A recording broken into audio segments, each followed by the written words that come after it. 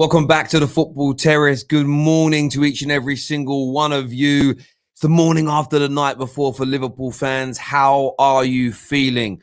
We're here for the next 40 minutes or so. Fairly short show compared to normal today. Big meeting at 9:30 today, which I'll update you all on very, very soon. But Paul Pogba is set to make a U-turn at Manchester United, according to reports this morning. He enjoys winning. He's enjoying his time at Manchester United, and there is the potential for him to sign a new deal and stay at the club. There's also a lot of talk about the appointment of Darren Fletcher and how the subtle changes in positions and tactics involving Paul Pogba has led to a surge in performance. And when you study the numbers and you look at the statistics, this is certainly true.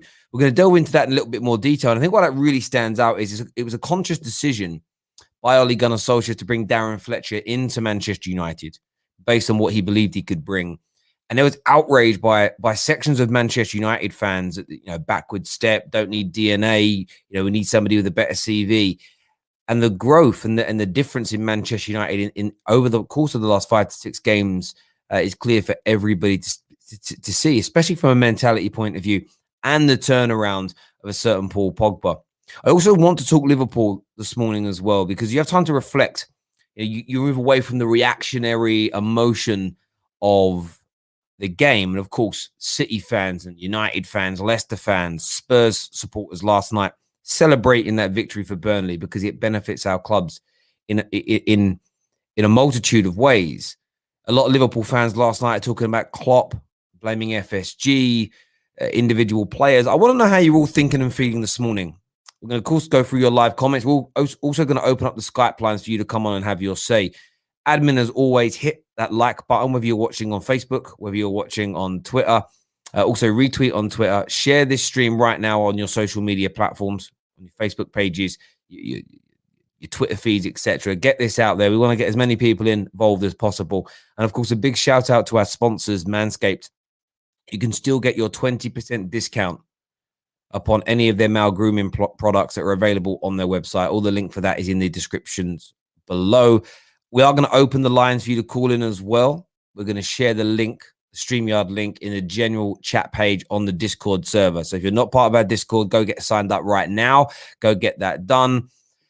But I want to know what you're thinking and feeling in relation to this. The Man United U-turn, it's an interesting one here. There's lots of reports across multiple from multiple outlets saying that there's going to be a U-turn from him, that he's looking, he's now potentially looking to stay at the football club. I just want to know how you think and feel about that. I almost get the sense that there'll be some Manchester United fans that will be ecstatic. There'll be some Manchester United fans that will be over the moon that Pogba's considering staying. There'll be others that will question the motives. Is it because anybody else is interested? Can anybody else afford him? And whatnot. My view is very simple. There is no evidence at Manchester United that Paul Pogba is not playing for Ole. There is no evidence at Manchester United that even the very public announcement that he's looking for new opportunities, his agents looking for new clubs and everything else, there's been no sign that Paul Pogba is not giving 110% on the field of play for Ole, for the club, for his teammates and for the fans. So if he does stay, if he does have a U-turn, I don't really care why. It almost becomes inconsequential for so many reasons, because he's performing. Even if his decision is, do you know what, Ole, I want to stay, could we negotiate a new deal? Well, why is that, Paul? My dream club doesn't want me. My dream club isn't prepared to pay me what I'm worth.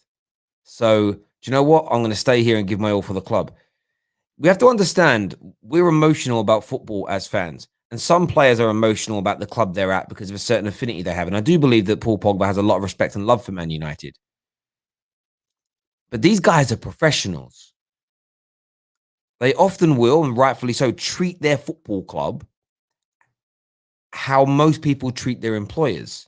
It's business. And they will make the best business decision for themselves. So for me, I hope these reports are true. I do hope that Paul Pogba stays. It's a massive weight off the shoulders of Manchester United in terms of trying to take us forward and stuff like that. There's no doubt about it. You know, there's no doubt about it whatsoever. You know, it kind of is what it is. Liverpool fans, we want to hear from you as well. Really intrigued to know what you're thinking and what you're feeling out there. A few people talking about the Ødegaard deal, saying it's all but done. Has that been? Who's confirmed that this morning? Just out of interest, I'm interested to know that. Is that a Fabrizio situation or what? A lot of people saying it's happening. But where are you getting that information from this morning? I know you guys are saying apparently it's happening, but you need to tell me the source of where it's happening. Otherwise, it doesn't help me. I can react to it live, but you need to tell me the source so I can go and read it. Oh, I see here in the Daily Mail, Ødegaard is a step away from joining Arsenal on loan, says Sport reports in Spain. Okay, that's reports in Spain. What from where though in Spain? That's the point.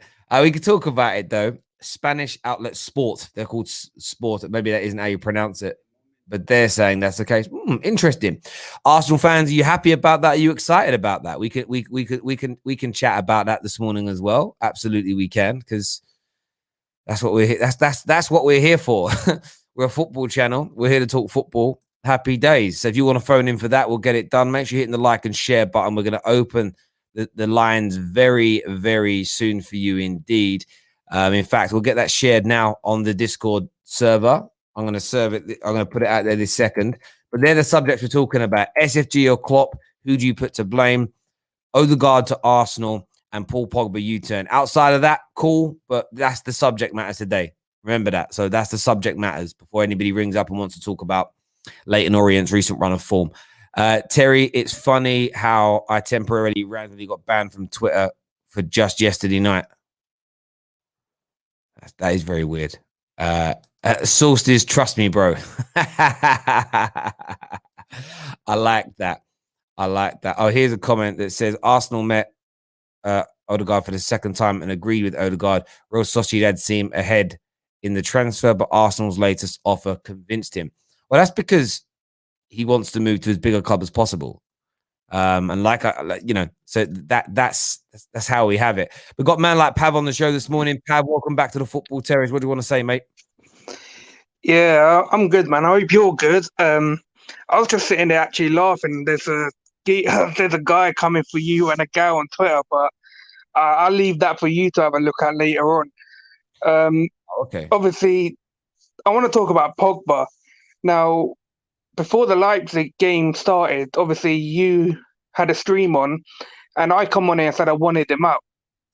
And I wanted him out because of the comments that were made by his agent.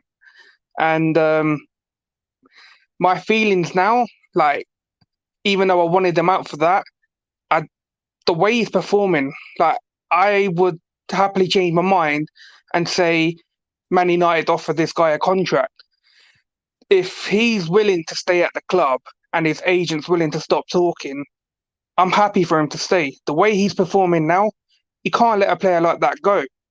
You have to offer him something, and if he wants to accept it, that's fine by me. Like, you look at Madrid, Barca, and Juve, them teams need a major rebuild. Does he really want to go into another team who need a rebuild and might not be challenging? Like, you could say for the league, like, possibly, but for like a Champions League or something like that, like, you're going into a team where there's a lot of like players who are aging, and the pressure is going to be on you there to perform. Like, do you really want that again? The only other team that I could see who he might fit into is probably PSG. But I think the best place for him is to stay with us. Like, we've got a mixture of players who are getting to their potential.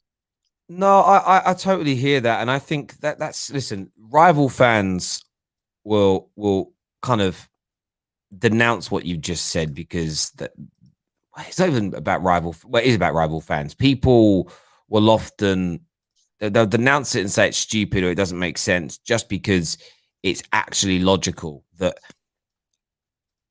because football fans want every decision a football player makes to be based on the emotional feelings and sentiment that they have for their football club. Do you get where I'm coming from? So, Yeah. you know, that's why Arsenal were able to sell to the Gooners in the summer that Pierre-Emerick Aubameyang signed because of his love for the club and his love for the manager, and he wants to take them forward.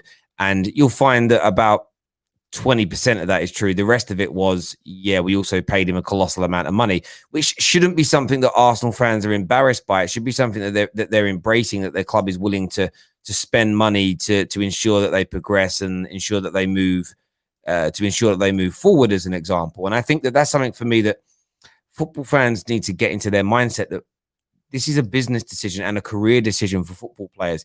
And if things are turning around, and we already mentioned earlier in the stream, the statistical difference in Pogba in the last 5 games, I think does have a lot to do with the decision that's been made to bring into the football club Darren Fletcher. And I say that because the increase, it's just little things. So looking at here, the average interceptions per game for Pogba in the Premier League for Man United is 3 a game. He's averaged 6.5 in the last 5 matches. His dribble succession averages 50%. In the last 5 games, it's been over 60%. His crossing accuracy is up by 10%. His passing accuracy is up by 7%. His shots in a game is doubled. His chances created it has almost gone from 1.4 per game in that position that he plays to 2. There's been a direct growth. He's winning more tackles in these last 5 games than Fred has per 90 minutes. And this is him performing above and beyond the very good levels that we normally see. You even look at the heat maps, and he's just, when he's played deeper, he's been I would say a good 10 yards further forward. And of course, he's played in those more attacking roles as well, which has been a tactical decision implemented, of course, by Ollie, but with the say-so of Darren Fletcher. So maybe Pogba is looking at this and thinking, we're growing, we're getting better. We've got a summer transfer window ahead. We're in a tight, they may look at this that they're in a title race now. The football's getting better. I'm getting the love that I want.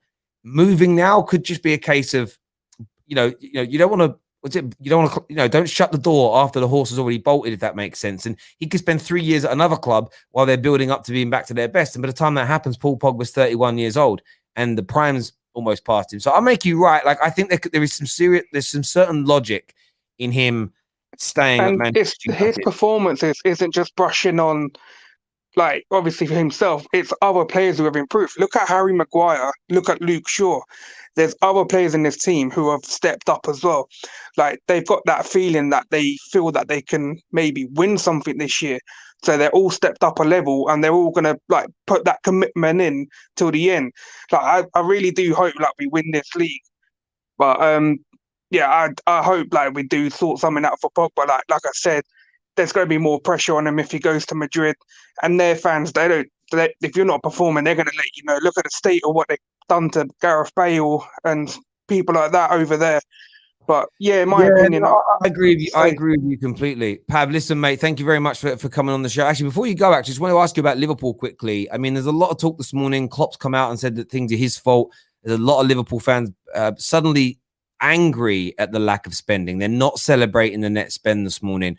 Who do you hold accountable for the huge 12-month decline of Liverpool? Honestly, I think Klopp wanted players, but I think the board and the owners have been holding out on the money. I think it's like partially due to COVID, because you've seen a lot of these clubs, Par and Chelsea, who haven't really gone out and spent a lot. I just think, like, they've looked at the window, looked at what other clubs have done. Like, there's no club throughout this European, like, leagues where a certain club, Bar and Chelsea, have gone out and spent a load of money. And realistically, you should have really been buying some more players, especially when you've had injury. Like, when you've lost your centre backs and you haven't bought no one, there's a money issue, and they're not willing to spend money. You don't know what's going to happen in the next few months. Like, you could have, like, a longer period of lockdown, even, like, sports gone off and stuff like that.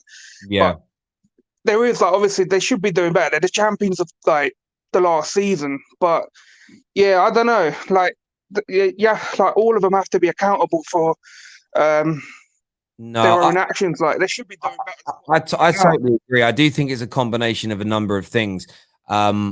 but chickens, finally coming home to roost in terms of not investing at the levels that they could certainly afford. Pav, you're a legend. Thanks for coming on the show, mate. We'll speak to you again soon. Top man, thank you. Next up, we've got the Devil's Advocate. Good morning. Welcome back, mate. Paul Pogba may be looking at a new deal. Ødegaard to Arsenal looking closer, and Liverpool firmly in the mud. What do you want to speak about, mate? I just wanted to touch on the whole Pogba news.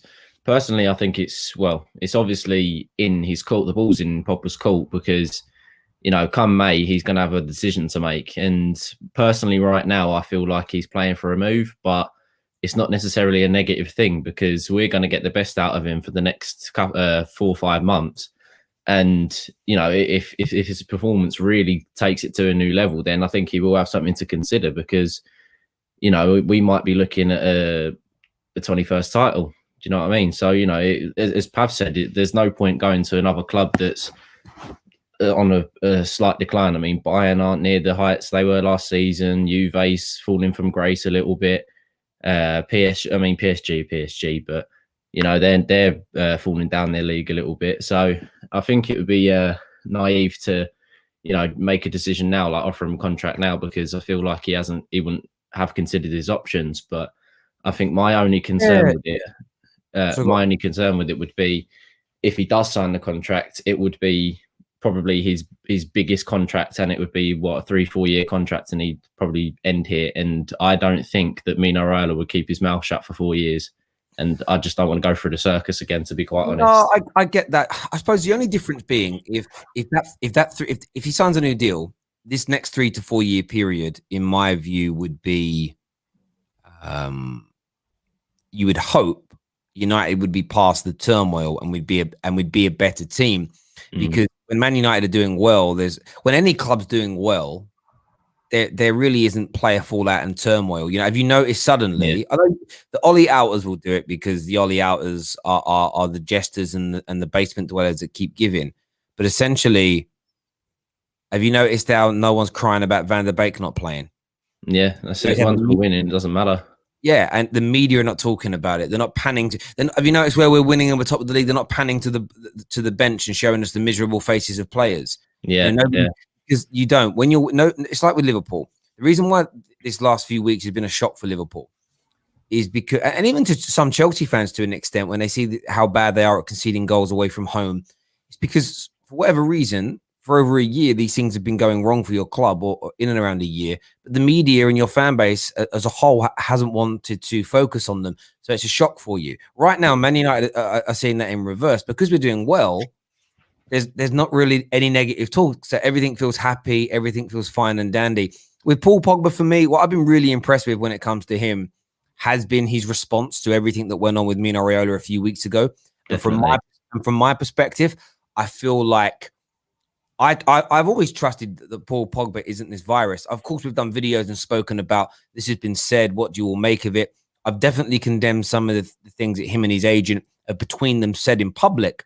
But the one thing I've never seen from Paul Pogba is someone I've not seen him lacking performance, lacking effort, lacking trying. And I'm just glad that now what Man United have is a squad and a team that has enabled Paul Pogba to, when he's brilliant, we see it and we feel it. But when he isn't having a great game, you've got Bruno, you've got Rashford, you've got Martial, you've got Cavani, who are stepping up and taking the mantle of creating and helping to win us games. And I know there's a lot of people out there at the moment that say United are a team of individual moments. That's what every single great team in the world is. And that's what you call match winners. Man United fans should never feel embarrassed that they have match winners in their team. It's an absolute nonsense. Listen, Devil's Advocate, thank you for coming on, mate, and all your support. Cheers, really appreciate it. Take care, buddy. Next up on the show, we're going to get Chucky. If Chucky's there, he was there a second ago. Yes, he's back. Chucky, morning. How you doing, bro? Good morning. You good, brother? You good? Mate, yes, I'm fine and dandy. What do you want to talk about? Well, first of all, I just got to laugh. Yo, Liverpool. I warned you, man. Concentrate on what's closest to you. Stop looking so far up the table. You reap what you sow, man. That's what I got to say as far as that's concerned. Klopp is starting to crack up a little bit. He's taking responsibility when his team were trash, to be perfectly honest. And I'll say it again, you reap what you sow. But anyway, That's first of all. Back to Pogba, man. I'm loving it. Loving it, loving it, loving it. We should try and take Pogba on his word. He's happy. He said he's happy. He clearly stated in the interview he's happy. So let's just leave it as that. As far as even going to sign a new contract right now, I don't care. I don't care about any of that right now. Let's concentrate on the job at hand. Concentrate on keeping form going. Concentrate on playing well. He's getting fitter. The harmony in the squad's amazing. He's stepping up, which is the best part about it. Giving Bruno a rest as far as pressure is concerned, I guess, rather than a rest as far as fatigue, because I don't think Bruno's fatigued, but a lot of pressure in him. So yeah, it's all good as far as I'm concerned, and I'm loving it. I'm loving it, man. It's good stuff as far as Pogba's concerned right now, man. No, I agree with that, and I think that what you said about Bruno is really key. I mean, again, I'm not even. I'm laughing now at sort of the people that tried to create. I tweeted the other day. It isn't Pogba versus Bruno. It's Bruno and Pogba. And, you know, it was never Roy Keane and Paul Scholes. It was, you know, it was never Rooney versus Ronaldo. It was, we were a team. And, you know, I always remember Wayne Rooney being interviewed during Man United's peak in their 3-year title winning run. And they said, oh, you know, Ronaldo scoring all these goals. You know, you've been on a bit of a drought in the last 3 or 4 games. What's your thoughts? And he gave this sort of like disgust, not even, it wasn't a disgusted look. It was a confused look at the journalist. Like, I don't care if I'm scoring or not. I just want to be on the field of play and my team winning. That's all that matters. Ryan Giggs, I remember they interviewed him when he became like the record lead. Every time he broke a record in the last 5 years of him being there, because how many games he played or assists, they said, oh, what do you think of this personal record you broke today? His response was, maybe when I retire, I'll celebrate them. But right now, the only records I care about is 3 points, winning games. And that's the mantra that's United DNA. People go, what's Man United DNA? That is. Of course, we can celebrate Bruno's goals, Pogba's screamer, clean sheets from goalkeepers. But I think we've focused a lot more on them in the last 8 years because we've had nothing else in the league to celebrate. I don't care whether Paul Pogba scores every game or Bruno scores every game or Rashford scores every game, as long as we're winning football matches. And Man United fans have got to get back into that mantra of just supporting the club as a whole and celebrating the fact that we have so many match winners. When it comes to Liverpool, why do you think they're in this run? I mean, they've been ignoring me and condemning me for over a year now for talking about this, but it's been a steady decline now in the league over nearly a 12-month period. What do you think's caused this? Fatigue in the players, the lack of investment, Klopp's tactics being found out? Where do you think the blame lies? They're stale. And what I mean by stale is they're stale and arrogant. I think Klopp is arrogant in a good way, in a sense. When it works, it works. And when it doesn't, it doesn't. But also, I believe Klopp obviously loves Liverpool. And he's trying to paper over the cracks, should we say. They've obviously got a recruitment problem. I don't know why that's not clear for everyone to see. And what I mean by recruitment problem is they don't have enough of the Marnies. That's what I think by a recruitment problem. And like I said, Klopp has been, with results and with his style of play, has been papering over cracks for a long while. And when you don't refresh things, well, like I said, you reap what you sow. It's all their own fault. The proof is in the pudding. It's not something overnight. It's been happening steadily for well over a year. Easily over a year. And the recruitment situation is slightly longer than that. You can't be title challengers and, not challengers, title defenders, again, to try and do it twice over without signing anybody. Picking up one signing here and there is not going to sort out your entire squad. So it's a combination of those things, I think. And also, like I said, the arrogance of their fans to not demand more. Like Manchester United, over the years, we win trophies, we demand more, we want the best, and we always want the best players, rather than standing out there with your chest saying, we've got the best, and trying to tell people players who are not world-class are world-class. You can have world-class moments, but it does not make you a world-class player. So they're reaping what they sow, and it's a harsh reality, and I don't think they've got the money. I don't know how you feel about that. That's my initial thoughts. COVID is hitting them hard all over the pitch, fans-wise, as far as atmosphere in the stadium, and definitely financially, I think. Do you know what? It's either they don't have the money or they're not willing to spend it, and it's definitely one of them two things. Because I kind of feel that they have, but it's an unwillingness to spend. And you know, they laid it on really thick in the summer about, oh, we can't spend money during this pandemic. It would be socially irresponsible. That's why they didn't sign Werner. 8 weeks later, they dropped the same amount of money on Jota, who's been very, very good indeed.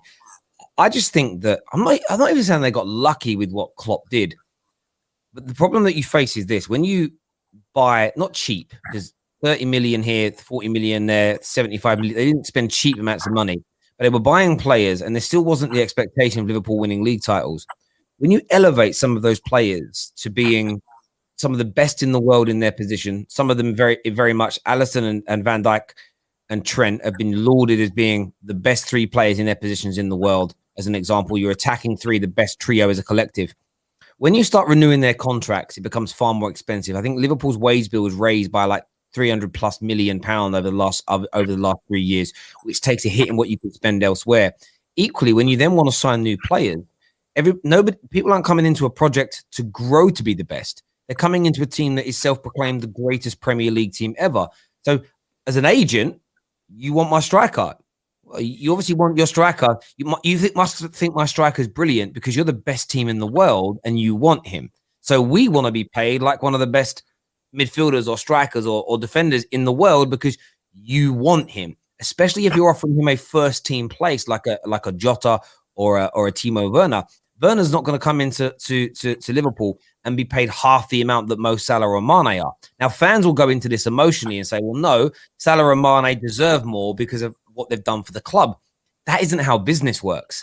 You know, if I hire somebody to be one of my senior commercial development managers, I can't pay them less than I pay my current senior commercial development managers because they go, well, I'm senior. I'm coming in to drive things forward. You don't employ people for you to tell them so much what to do. You bring them in so they can use their expertise to grow your organization. So you either have faith in me to come in and deliver and score the goals and keep you as the best team in the world, or you don't. And if you think I can keep you as the best team in the world, you're going to compensate me adequately. So all of these things. So buying players now for Liverpool is more expensive than it used to be. So but then I think they're going for the approach they had to become champions. They're going to try and buy cheaper and build up. The problem is that you won't maintain winning that way. You will dip and then come back. Liverpool fans, I think, have just got to be prepared for that. Do you think they expected the success they've got? I mean, obviously, they talked it up. Klopp wants to be at the top of the table. He wants to challenge. But do you think, as a club, they expected this level of success? Because I don't think they were prepared for it.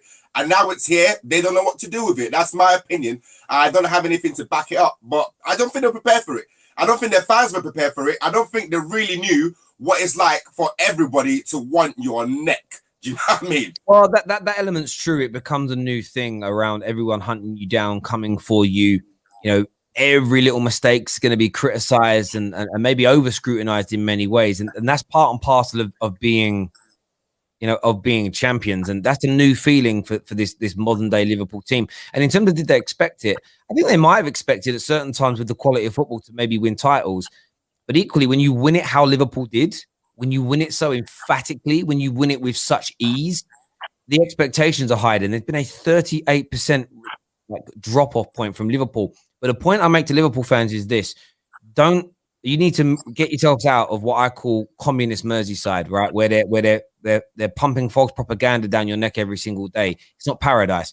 This 38% dip has been consistent since the 1st of February 2020, which is nearly 12 months ago. It didn't start when Van Dijk got his knee hurt. It didn't start when Thiago is out of your team. It didn't start when Jota got injured. It's been going on for a long time. There's been a steady decline, but one that's been palpable and that you can notice.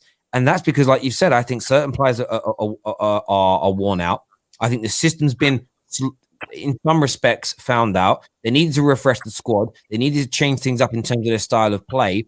And do you know what? There's also this relentlessness. Does even Klopp genuinely have the fight to keep going after 4 or 5 years of toil to get them there? It's energy sapping. There's a reason that most managers don't last beyond 5, 6, 7 years at football clubs, win, lose, or draw, because it's an exhausting process to go through it. And I just think what's going on right now at Liverpool overtly is no more than a natural cycle of a very good football team, if that makes sense. But Chucky, listen, love having you on the show, mate. Always bring great energy in the mornings. Look after yourself, bro. Yes, man. Take care. Bye-bye. Next up, we've got Man Lucky Gal. What you saying? Morning, brother. You got your bars. Morning. You got your bars ready. You got your bars ready to spit online. I don't even know where that came from. I woke up this morning. I didn't message the guy back. He DM'd me going, you've been darking me on the internet. You've been slagging me off. And I'm like, I don't think I've mentioned your name, bruv. Like, which is weird. And his rap was pretty good. I don't know if man's actually got a machine gun in a briefcase. I wouldn't worry too much, bro. I don't think he does. Nah, you know what it is? I aired him for like 3 months, and that's where this all came from. But anyways, we keep it moving. We spoke yesterday, Terry, about Ødegaard, and we said that yes, Arsenal should exploit this opportunity that's come upon, and it seems like they're actually doing what big clubs should be doing, going up to the team, saying, "You guys have an issue. We want this player. We're gonna hash this out." It seemed like they went into a room, hashed it out, and came out with a possible 18-month loan deal. Not fully reported yet. I haven't read everything about it, but reports are saying 18-month loan deal, possibly with an option to buy. Yeah, I mean, it's going to be interesting to see how this. I suppose, as I said yesterday, I've got so many reservations about the Ødegaard deal in terms of why is now the big club looking at him, why the Real Madrid want to sell him, the structure of Arsenal's deal, as you say, in terms of who is in the power position at the end of the loan, whether you want to keep him or sell. Like, you almost need to have a deal where if at the end of the loan you don't want him because he isn't good enough, you can get rid of him.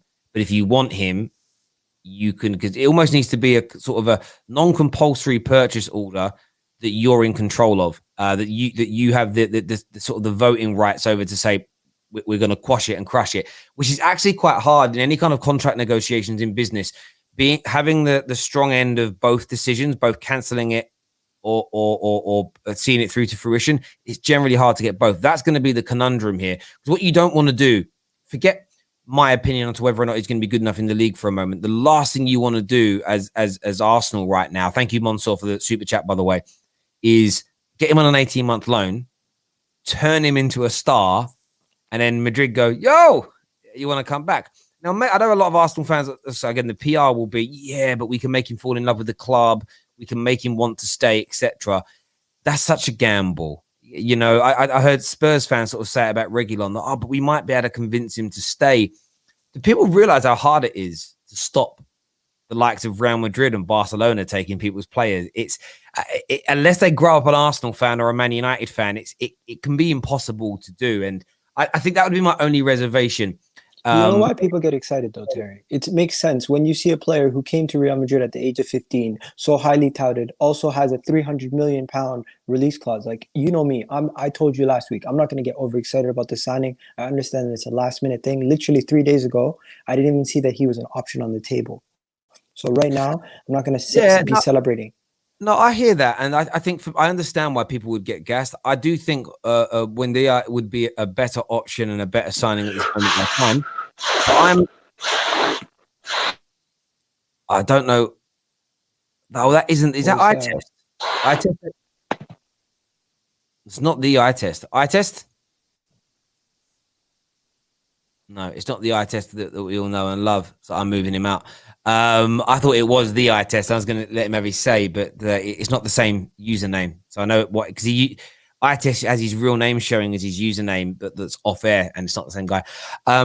So yeah, I understand why people would get gassed. I just think everyone's got to slow down. I remember the way people were talking about Ceballos. Oh, he's Real Madrid. He's this. He's that. He's the other. Now he's not as tipped to be as good as Ødegaard is.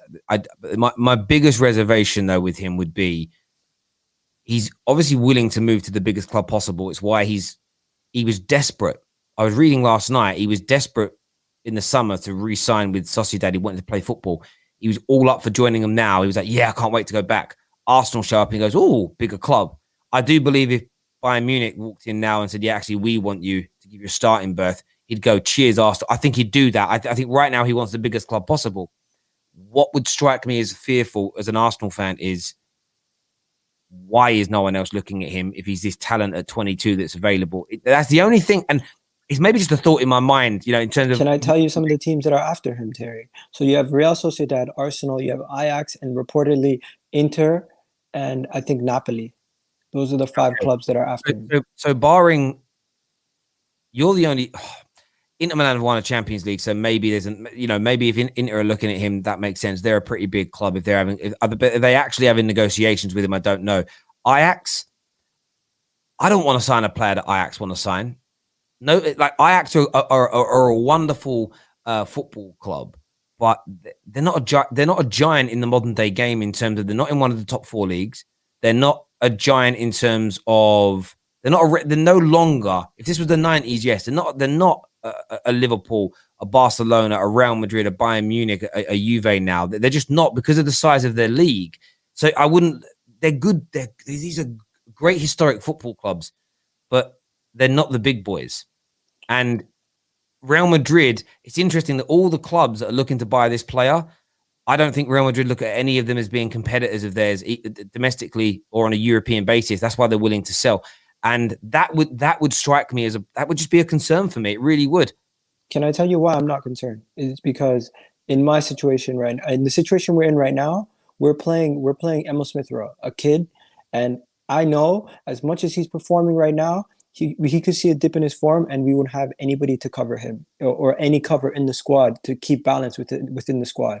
So what we're doing is we're finding adequate cover for Emil Smith Rowe. In addition to, I'm not saying he's going to be Emil Smith Rowe is going to ride the bench when he comes in, or he's going to ride the bench and Emil Smith Rowe is just going to be his backup. But it's going to bring some balance to the squad. If we were to our only other options besides that was to bring back Guendouzi. And bringing back Guendouzi still doesn't bring balance to the squad.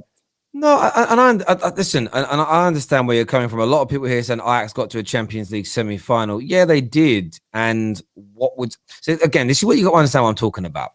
I've had conversations with people in the past that say, oh, Man United would love to be as good as Ajax. Man United would love to be as good as Dortmund. Man United would love to be as good as they name these teams that historically have got big names. But I would never want to have Ajax's business model. Why? Because they're never going to be a gigantic club because of their league and because of who they are. They build players up to sell their players. So you look at that team that made a Champions League semi-final. If they'd have been able to financially afford to keep those players and not sell them, and then go into Europe and take a star player out of Tottenham's team, and not someone who wants to leave, take a star player out. Well, the player wants to leave, but the club doesn't want to sell. Take a great player from a big Spanish team. They could have a 5-10 year period where they're one of the best teams in Europe. What you're always going to see with Ajax's and Inters, you had it with Monaco for a bit. What you'll see with all these football clubs is every now and then they will develop a team of players who are amazing, but within 18 months the squad gets pillaged. Look what happened to Monaco's team that went really far in the Champions League. Even with Atalanta, look how many players from Atalanta have been taken since last season. Whenever you get these teams, and I don't care about the historic sides of the football clubs, I'm talking about the modern day position they find themselves in contemporary football, is they can't hold on to these squads. Look at the Ajax team that got to that Champions League semi-final. De Ligt, Van der Beek, Ziyech. So many have gone, and that's why I tackle 1 point. Ødegaard being there, it's not a bad move for him. But they're not a club, in my opinion, that are dining at the top table anymore. Terry, this is where you have to understand. We're not saying be like them. We're not saying sell all your players like they are. We're saying use their recruitment strategy to identify young players before they become superstars and make them superstars at your club. Okay. Why do we tout Liverpool? Okay. Imagine 1 second, let me finish. Imagine if Arsenal was able to build a team like Monaco built in a couple of years ago with the Mbappes, Bernardo Silvas, and all these guys that they had. Firmino at Liverpool. What's his name? Fernand. I'm forgetting the names. Anyways, you know who I mean. The Liverpool DM that they have right now. Fabinho. So imagine if you have all those players, and instead of it being a Monaco, it's an Arsenal that can hold on to some of them.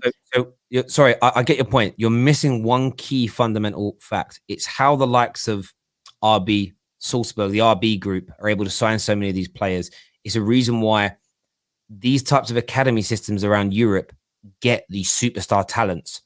There is a clear gateway into the first team to be developed, which is easier than breaking into the first teams at Bayern Munich's, Man United's, Man City's, because of the expectation levels of them being successful in Europe and everything else. So there's a clear gateway for them to be trained and to get exposure. But there's also an understanding that when a certain level of bid comes in, they'll be allowed to leave. So the likes of Arsenal signing these players as youngsters, the likes of City getting them. Of course, you can cite all our clubs have brilliant young talents coming through. But look how many of our academy players actually break through into our first teams, because the expectation of winning, the demands of the league are much higher. There isn't the space. Like Ajax can go to. Let me finish. Ajax can go the same as Ajax and who did the name before that? Real Salzburg and RB. All these teams can go 2 or 3 years, finishing, third, second, fourth, not going very far in the Champions League, and there's no outcry in football. And then when these players all reach a little bit more maturity and they click, it's like, wow, look how good they are. Arsenal can't go through that period.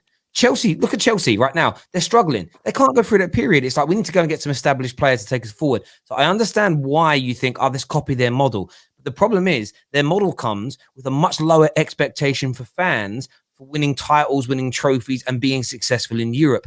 Those two models, in my opinion, don't work in tandem with one another. If you want to have a Dortmund, Ajax, Real, so RB Salzburg kind of model where you find all these amazing talents and you develop them all at the same time in one team, you're going to be like Southampton. Southampton do this on a British scale. Look how many top players have come from Southampton. Either they've purchased when they're younger or they've developed, but they've moved on to other teams. They've basically been Liverpool's feeder club for the past 5 years.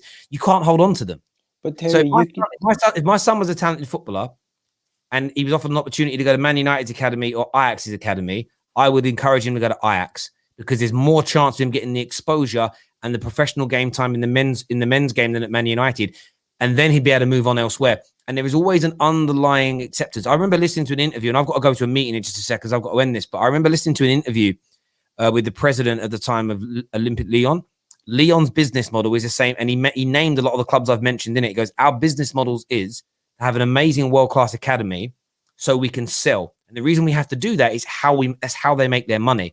Imagine Arsenal tell you our new business. So you can't do what they do if there isn't an end result that young player is going to be sold, because they wouldn't all sign for you, because they're never going to earn the money at your football club. The problem is it's a perfect storm for them to be able to do that, if that makes sense. They're never going to be able to turn around and say to De Ligt, we'll pay you 150 grand a week. They can't afford to do it. So he's going to want to leave. But that's why these players, De Ligt's from Holland, it's a little bit different for him as an example. But it doesn't always work that way. You're never, ever going to have a sustainable team with that model. You'll create really good teams in small periods, but then they're all going to leave, and then you've got to start all over again. I wouldn't want that business model at Man United.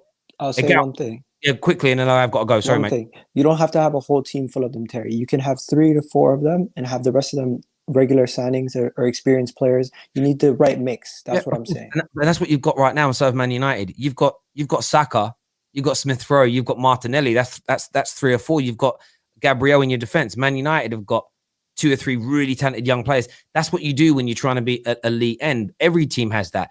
What you can't do is what those teams have got, where there's 7, 8, 9, 10 in the first team squad that are young and up and coming. You're going to lose too many games in the top 4 leagues doing that, and the fans will kick off and it'll all fall apart. Look, Chelsea have tried to do it in the last year, and look, it's already gone to pot. Bro, thank you for coming on. Everyone who's tuned in, thank you. Take care of yourselves. Goodbye. God bless.